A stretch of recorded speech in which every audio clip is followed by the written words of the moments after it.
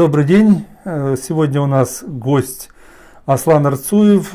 Это правозащитник из Германии, правозащитник чеченского и ичкерийского народа, народа Нохчи, который вынужденно пришлось ему эмигрировать в Европу из-за угроз российской власти, из-за своей деятельности. Хотелось бы в первую очередь спасибо сказать за возможность интервью с вами. И хотелось бы иметь от вас информацию о нынешней ситуации, которая происходит.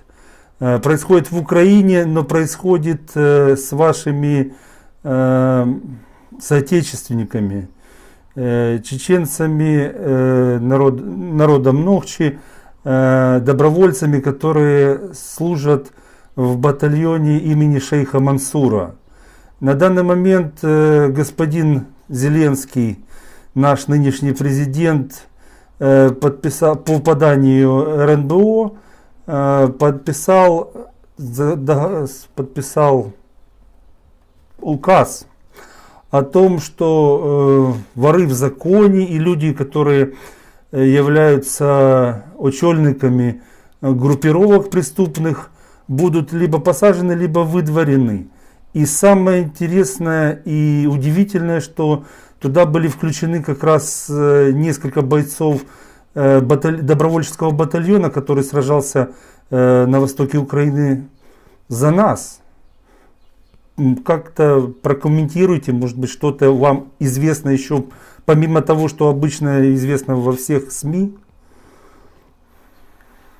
Спасибо за вопрос. Приветствую тебя, приветствую твоих зрителей. Да, ситуация, конечно, не очень хорошая, скажем так. Получилось так, что, как ты верно сказал, Зеленский внес список вместе с ворами закона и другим криминальным элементом защитников Украины, которые приехали в 2014 году защищать Украину. Как мы знаем, Иса Мунаев, Амина Акуева погибли от рук российских террористов. И новой какой-то конфиденциальной или инсайдерской информации я не сообщу сегодня, так как все, что я знаю, в принципе, это уже в публичном пространстве имеется. Ну вот, внесли список людей, которые защищали Украину, защищают, стоят на страже Украины. И в связи с этим очень много людей, патриотов откликнулось в поддержку представителей батальона имени шейха Мансура, командиром которых является Муслим Чеберлоевский. По всей видимости, будем на это очень надеяться, что их уберут из этого списка, потому что буквально несколько дней назад в Верховной Раде около 100 депутатов вышли к трибуне и поддержали чеченцев и других иностранцев, которые защищают Украину. Назначено расследование. Я говорил с Муслимом Чеберлоевским. Он сказал, что до сих пор они не знают, кто внес их вот в этот список криминалитета, но можно предполагать, и этому есть множество подтверждений, что в Украине действует агентура российских спецслужб. И теперь мы знаем, что эта агентура имеет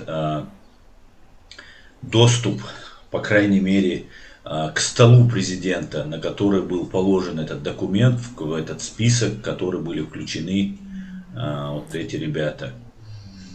Между собой они называли операцию по выдавливанию чеченцев из Украины чечевицей. Чечевица под кодовым названием чечевица, кодовое название чечевица было применено к чеченцам и ингушам 23 февраля 1944 года.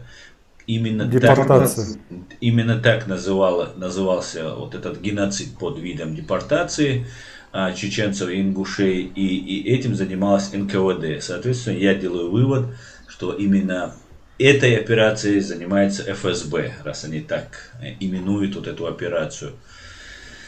Хотели сделать уже отдельно взятый, ФСБшники хотели сделать отдельно взятый геноцид уже над отдельно взятым батальоном, не над всем народом пока, который они уже совершили против чеченского народа, но теперь хотят добить всех, кого они могут. Но это очень печально. Я надеюсь, что эти лица будут найдены и привлечены к ответственности. Те, кто внес их в этот список. Я так понимаю, что Муслим, то интервью, которое я у себя размещал, Муслим, они боятся не как такового судебного преследования. Они боятся того, что если вдруг кто-то виноват, и он должен понести наказание, что он будет отсиживать это наказание не в Украине, а его передадут России. И тогда это уже не наказание будет, это будет казнь. Совершенно верно. Гуманнее было бы их убить там же в Украине, потому что те пытки, которые они могут испытать и получат в российских застенках, вы уже, украинцы, уже сами знаете, как они пытают, что они делают. Конечно, это очень печально. И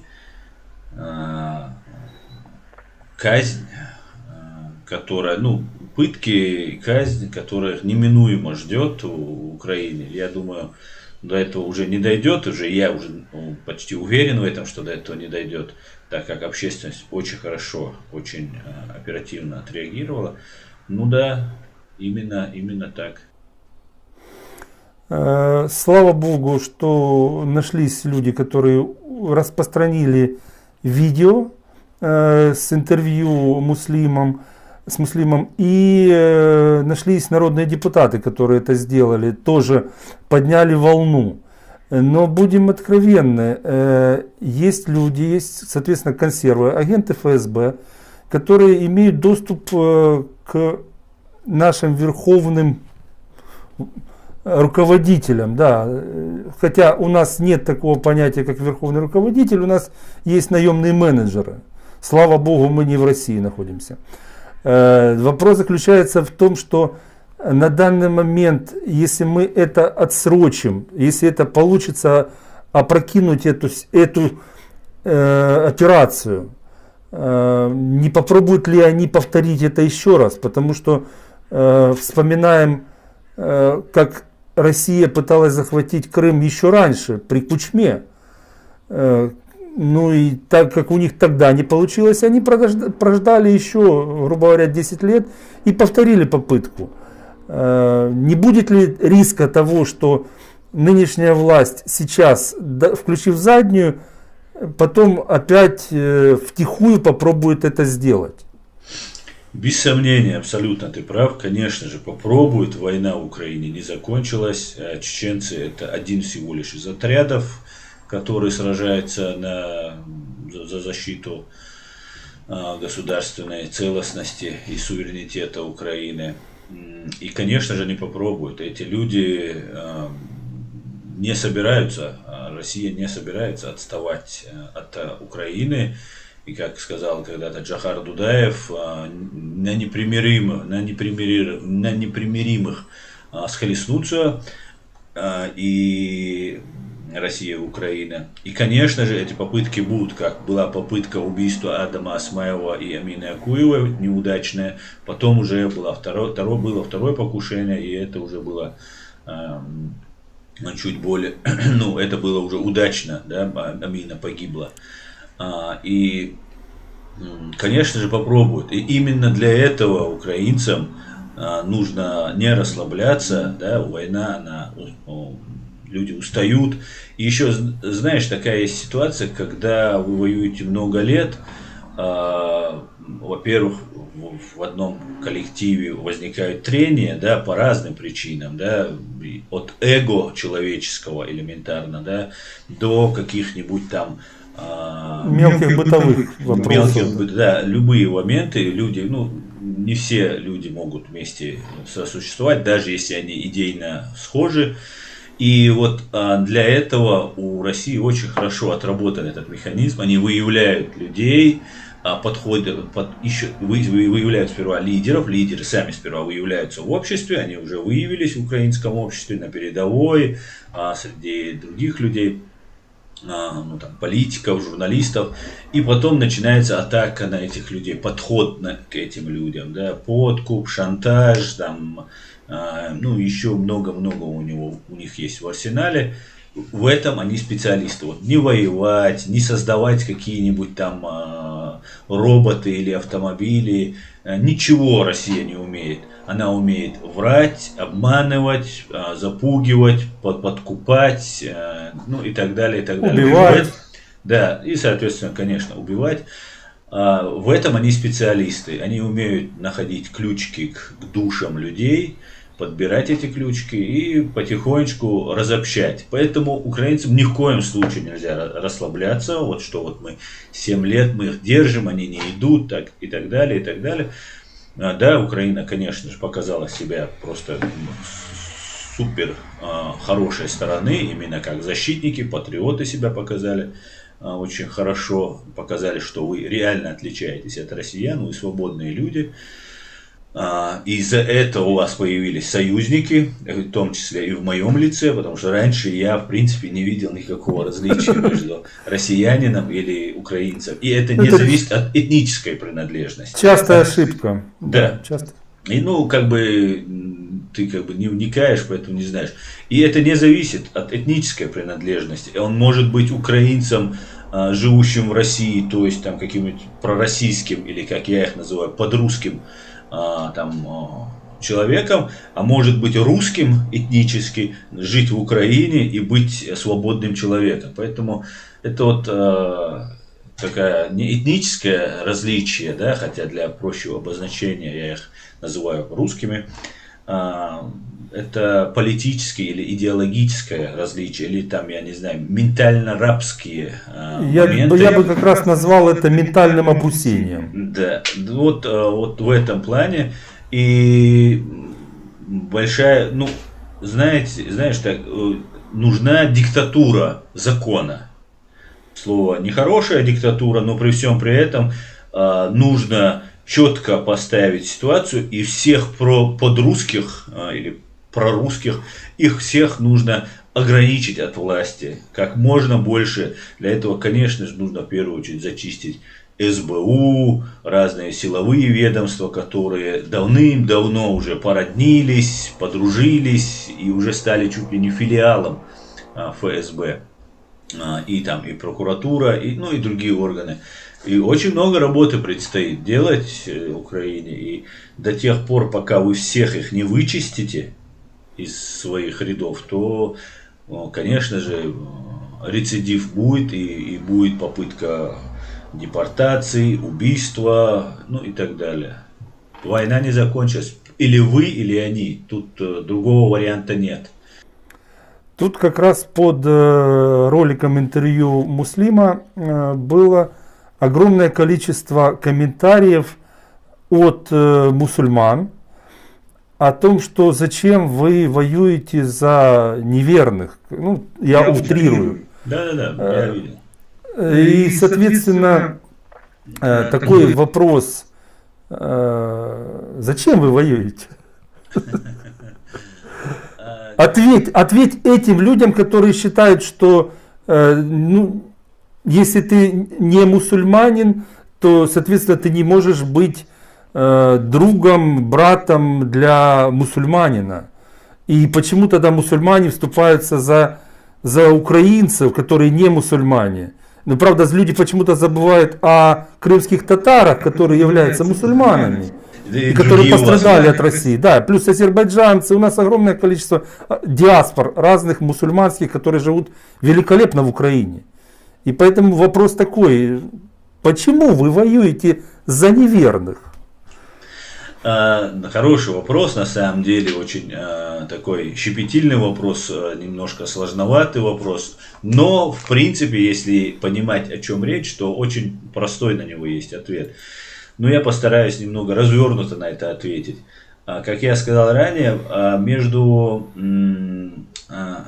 сейчас противостояние не между там религиями, между идеологическим и ментальным пониманием того, что происходит, да, возвращение в совок, возвращение к рабской идеологии или свободном развитии. Я живу в Германии, здесь все религии в соответствии с основным законом Федеративной Республики Германия, все религии равны, имеют абсолютно защищены законом. Равные права? Да, равные права имеют и могут, каждый человек может исповедовать любую религию, как пожелает, даже и в том числе не исповедовать вообще никакую религию.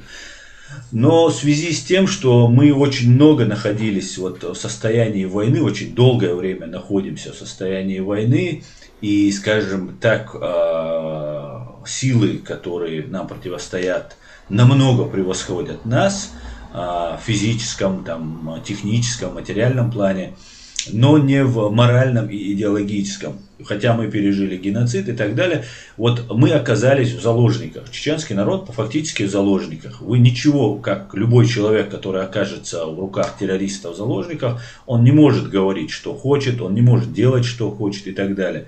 И нас загнали в такую матрицу исламистов, а других матрицу путинистов. И это подавляющее, 90-95% чеченцев, этому вообще это претит нашему сознанию, нашему я. Мы не такие, не путинисты, мы не можем быть путинистами, потому что Путин убийца наш. И мы не можем быть исламистами, потому что мы никогда не были какими-то отклонениями. Да, мы мусульмане, мы ими останемся. И никто нам не запрещал, кроме советской власти, нам это делать. И несмотря на это, мы, конечно же, соблюдали, как и другие конфессии тоже. И опять же, возвращаясь к твоему вопросу про батальон, который приехал вам помогать, несмотря на то, что они там мусульмане и так далее, эти люди... Их пытаются там какими-то радикалами обозвать, там ИГИЛ, МИГИЛ там, и так далее, и так далее. Но сам поступок, то, что они сидят с этими кафирами, как ты их назвал, в одном окопе. Это не я их назвал, это как раз в комментариях. Это исламский термин, мусульманский термин, это значит человек, исповедующий... неверующий человек, по-моему. Неверующий человек, по-моему.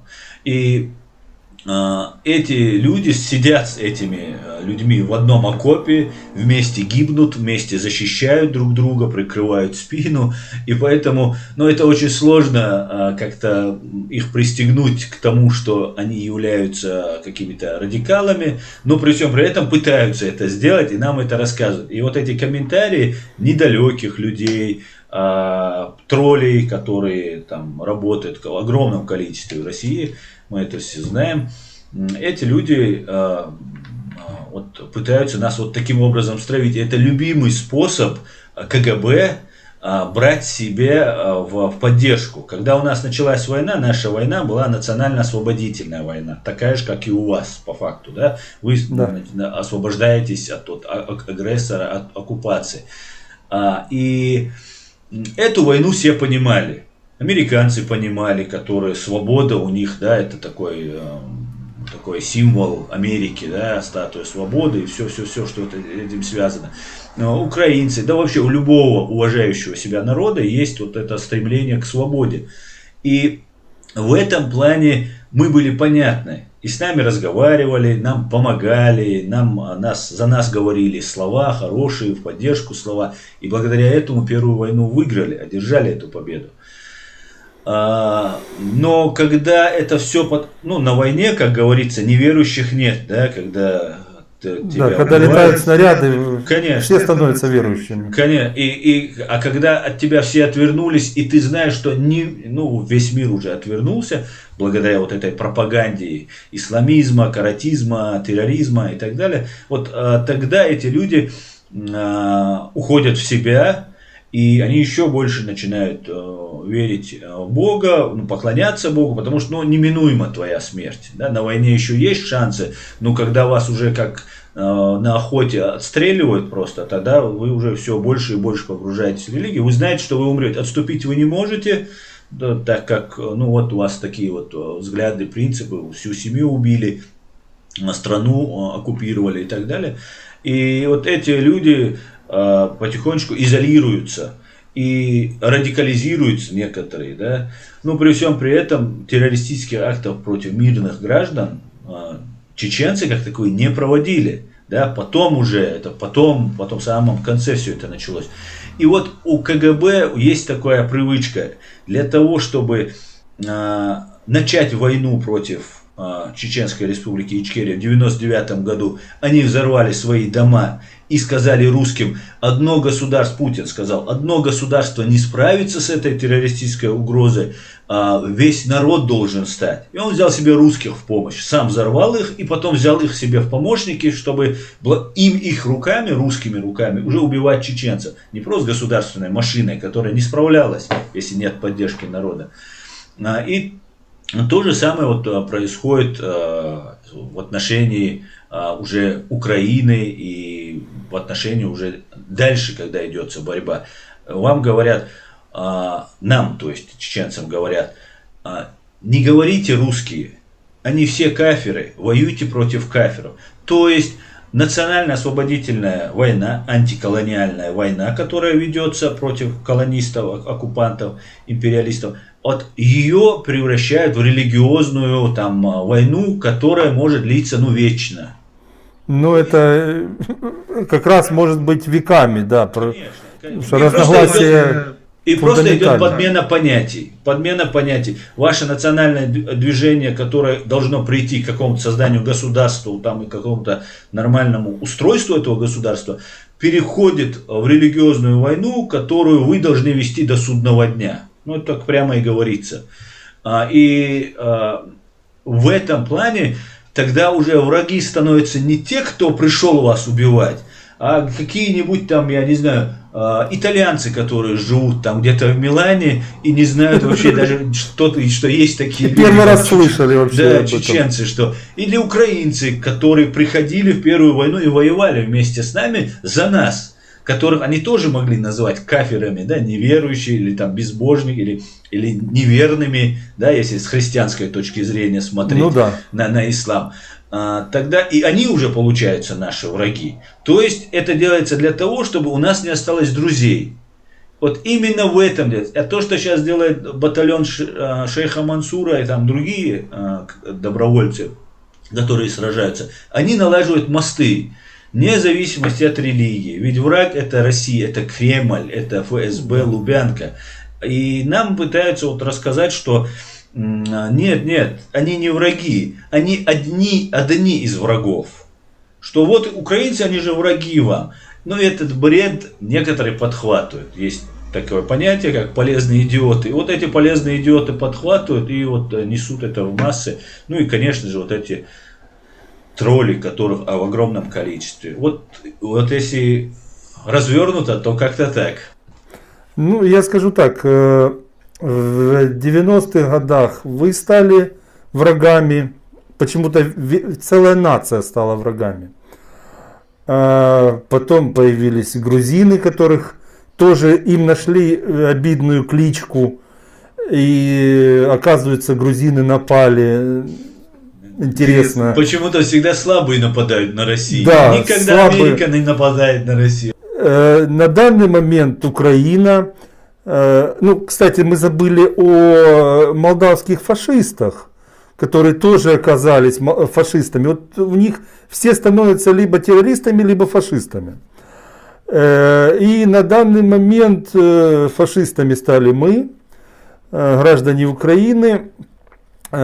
И если судить по российской риторики, российских пропагандистов, СМИ, то маленькая Россия со всех сторон окружена огромной Украиной. Бедная Россия. Да, и все против нее, почему-то все пытаются захватить их территории, хотя их территория, их мерзлота никому не нужна. И заставить, допустим, ну, возьмем гипотетически, Америка хочет захватить Россию, потому что у России огромные запасы нефти, газа и всего остального. Я не говорю о том, что Америка раскрыла свои запасы и начала продавать усиленно, потому что понимает, что эра нефти и газа заканчивается, и нефть и газ станет только сырьем для химпрома, но никак не сырьем, энергоресурсом, скажем так. Но возникает вопрос, логический вопрос, почему, вернее, сколько надо заплатить американцу, если вот Америка захватила Россию, сколько надо заплатить американцу, чтобы он поехал в эту мерзлоту добывать эту нефть? Не проще ли покупать за копейки эту нефть у той же России? Почему, скажем так, оболваненное население не понимает этого? Это раз, это первый вопрос. И второй вопрос. Они считают себя супербогатыми. Я не вижу Илона Маска российского разлива. Вот, может быть, ты как со стороны это видишь. Может быть, ты, и плюс к тому, ты был гражданином России, да? Ты видел это изнутри. Это только работа пропаганды, либо же это и внутреннее ментальное рабство, вот это вот, которое закладывалось в россиян еще очень давно. Либо же, если отключить эту пропаганду, они очнутся. Как ты думаешь? Ну, я думаю, очнутся в какой-то степени. Он же, вот этот империализм, он же в 91-м, 92-х годах, он же затихал, уже потихонечку вымирал, потому что русским не подкидывали вот эти дровишки. И то, что рабский менталитет и присутствует, это тоже факт. Ведь мы все знаем, как происходит: не лезь, не надо, не твое дело, государство всегда право, тебе больше всех нужно. Ну, вот так воспитывает мама своего русского сына. А у нас воспитывают: заступись, скажи слово, почему ты промолчал, там, ты же мужчина. Ну, вот в таком плане воспитывают. Это очень важные вещи для детей, которые остаются в голове, когда это делают все. Да, это глупо, когда ты один так делаешь, да, и ты пострадаешь. Но когда все это делают, то это дает эффект и результат. Хотя даже один, когда делаешь, это не глупо, но как бы бесполезно иногда. И Россию никто не собирается захватывать. Россия давным-давно все отдает за доллары, продает все, что нужно и Китаю, и Америке, и Европе. Она просит, она сейчас проводит вот этот Северный поток по дну Балтийского моря сюда, в Германию. Они за свой счет прокладывают эту трубу. Они готовы доставлять этот газ до каждого потребителя и даже потом в убыток, потому что этот газ, он уже добывается, и он должен все равно выходить куда-то. Они хотят его, чтобы он шел не через Украину, чтобы душить Украину. Кстати говоря, это к тому, что никогда они от Украины не отстанут. Они столько денег вложили в этот трубопровод Северный поток-2 для того, чтобы обойти Украину в случае, когда будет у них война в Украине, и украинские солдаты, партизаны будут взрывать эти трубопроводы, и русские не смогут выполнять обязанности, взятые на себя перед европейцами, им будут выкатывать большие штрафы. А эти компании, нефтяные, газовые компании, они принадлежат Путину и его банде, ну, Путину, управляются его бандой, и ему, то есть, из своего кармана придется выплачивать эти компенсации этим европейским. Неустойки, да. Неустойки, да, и поэтому для Путина это очень важно, да, вот эти моменты, они самые важные, да, в этом вопросе. Именно для этого нужен в обход, потому что он не может захватить Украину без вот этих затрат, которые могут впоследствии возникнуть. Поэтому Россия все продает, отдает, и никто ее захватывать не собирается. И не нужна она никому захватывать, да, в таком Их же еще понимании. кормить придется. Да, кормить придется и так далее. И почему они не Илоны Маски, почему они не развиваются в этом направлении? Ну, потому что нет свободы. Если нет свободы, то там не появляются Илоны Маски.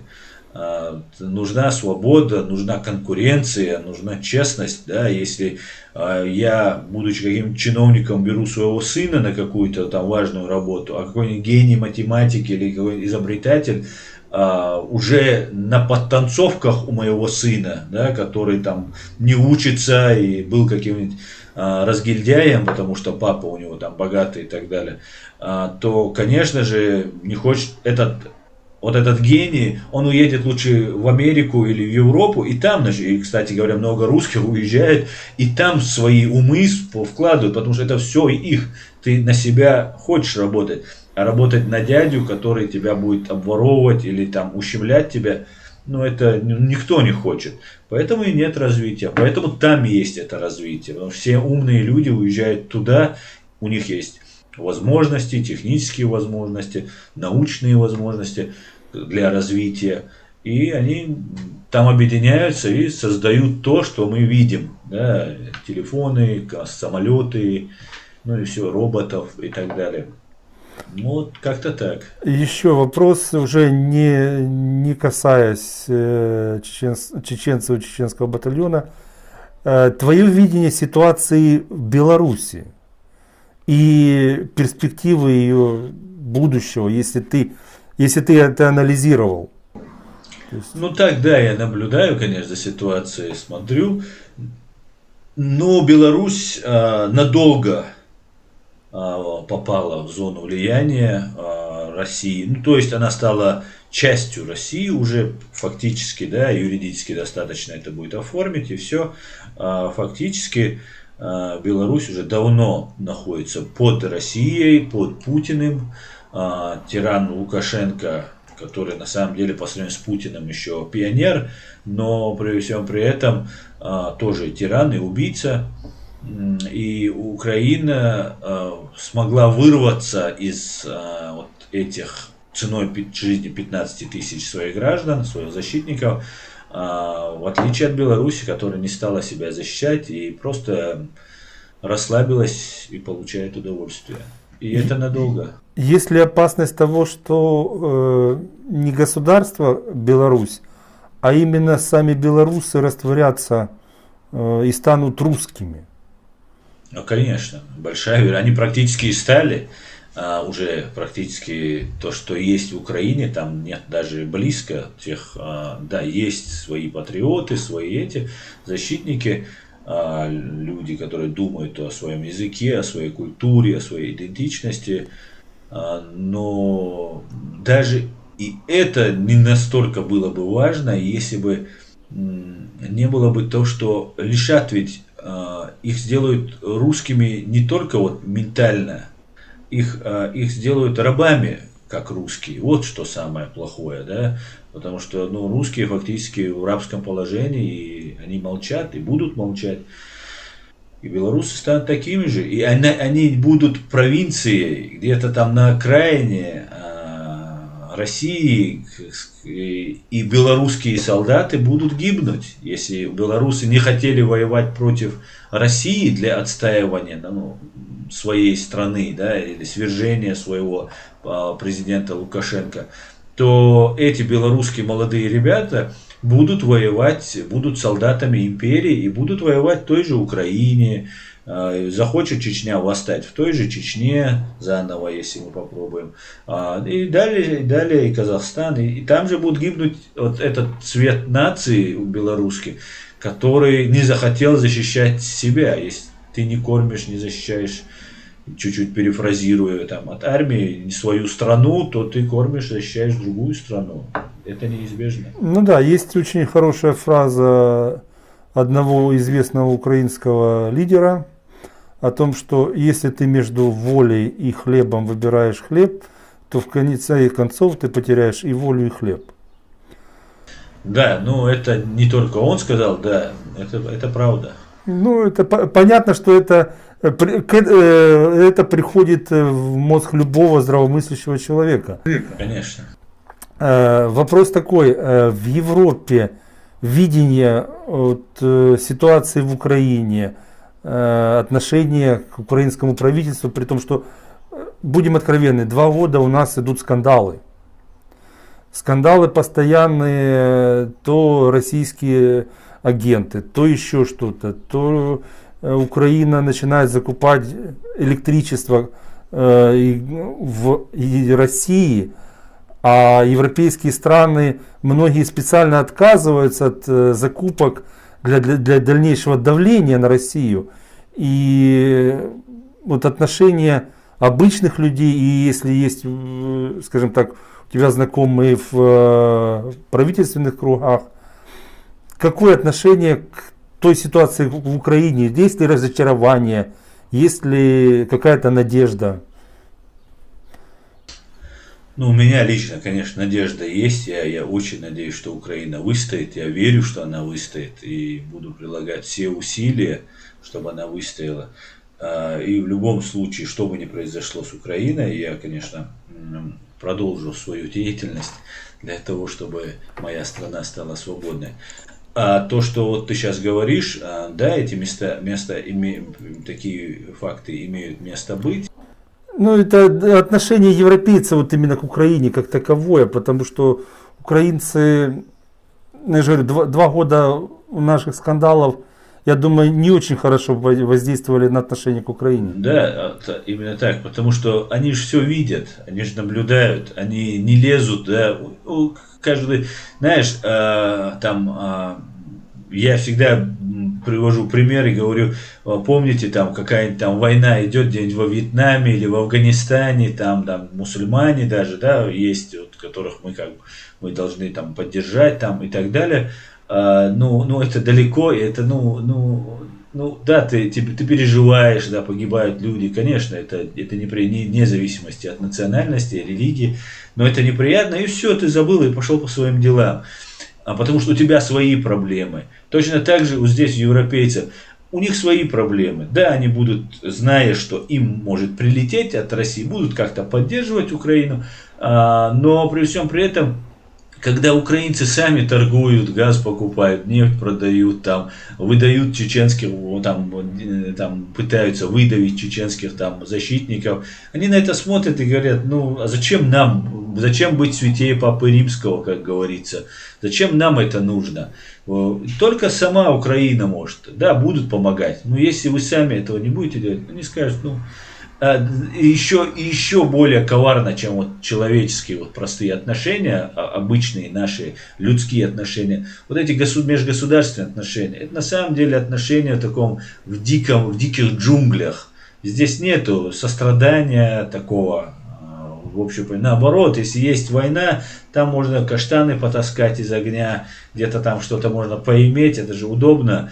Там украинцам оружие нужно, вот вам оружие, давайте денег, давайте там, на войне много чего можно сделать. И если будет Украина сильная, 40-миллионная страна, сильная, процветающая, она может представлять там угрозу для той же Польши, конкуренцию, скажем так, не угрозу, а конкуренцию. И лучше же, когда украинские рабочие работают по дешевой рабочей силе, чтобы товар в Польше был или в Германии дешевле. И пускай тогда, вот эти такие нехорошие вещи в человеческом понимании, они присутствовали всегда, конкуренция наций всегда была, есть и останется. В этом плане украинцы все сами, господа, все сами. Хорошо, большое спасибо за такое обстоятельное интервью. Спасибо тебе. Надеемся, еще в ближайшее время как-то мы запишем. Давай, хорошо, обязательно. Ичкерия будет свободна. Слава Украине! Героям слава.